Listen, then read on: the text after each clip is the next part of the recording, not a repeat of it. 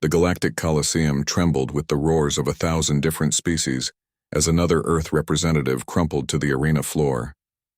Commander Zexhai of the Krathari Empire clicked his mandibles in amusement, his four eyes gleaming with satisfaction as he watched the human medics drag away their defeated champion. "Pathetic," he hissed to his fellow officers in the VIP observation deck. "These humans claim to be warriors, yet their strongest fall like weaklings before our basic training cadets."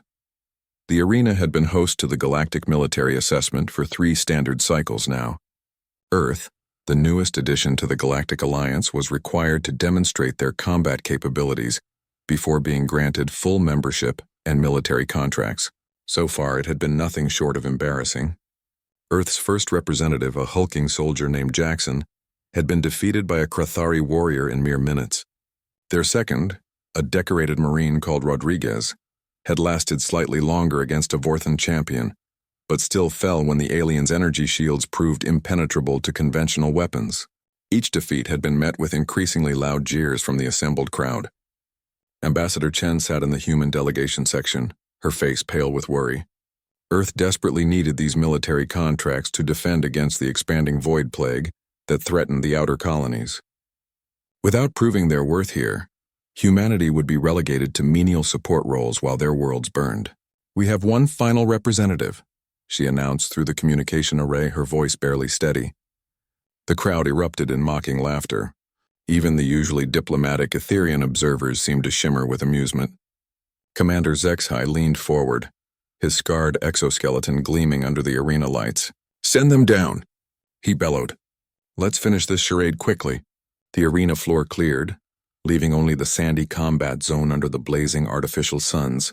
The crowd fell to a murmur of anticipation, waiting for another easy victory to celebrate. Then silence. The transport platform activated, its blue energy field flickering to life in the center of the arena. But when the light faded, the platform appeared empty. "Where is this final human?" demanded the announcer, a towering Celestian whose voice boomed across the Coliseum through bioacoustic amplification. Commander Zexhai squinted his primary eyes at the empty platform, confusion replacing his earlier amusement. The other officers began to chatter among themselves, wondering if the humans had finally given up. That's when the shadows moved. A figure materialized as if stepping out of nothingness itself, appearing behind the Krathari champion, who had been celebrating his anticipated victory. The being was smaller than any human they'd seen before, draped in form-fitting black material that seemed to absorb light rather than reflect it. No weapons were visible, no armor plates or energy shields. The crowd's murmur died completely. The Krathari champion Torgash spun around just as the figure straightened to full height. Even standing, the human barely reached the alien warrior's chest plate. Torgash's confusion quickly turned to irritation. "This is their final champion," he growled, his translator making his words echo across the arena. "A small, weak creature with no visible weapons or protection." The human said nothing, made no threatening gestures, simply stood there perfectly still, hands at their sides. Torgash raised his plasma rifle, the weapon humming to life with deadly energy. "This ends now." The weapon clattered to the arena floor, smoking and sparking. Torgash stared at his hands in shock. He hadn't even seen the human move, yet somehow his rifle had been sliced cleanly in two. The figure had returned to the exact same position. Commander Zexhai leaned forward, his casual confidence evaporating. "What trickery is this?" Torgash roared and charged, his massive claws extending from armored gauntlets. Each claw could punch through starship hull plating.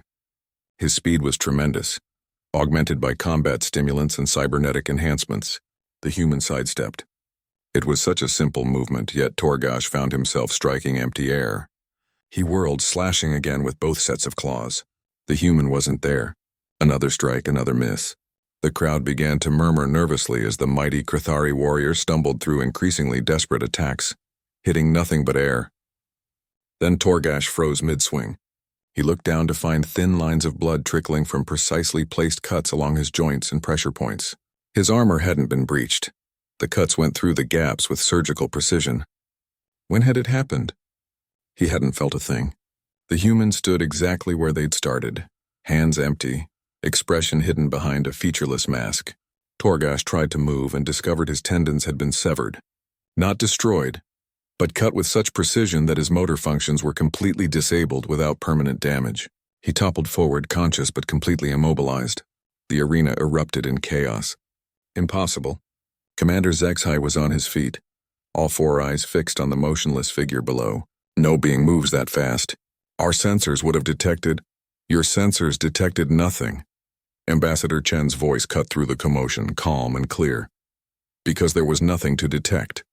No energy weapons, no technological enhancements, no cybernetic modifications. She stood and activated the delegation's display screen, showing detailed scans of their final representative.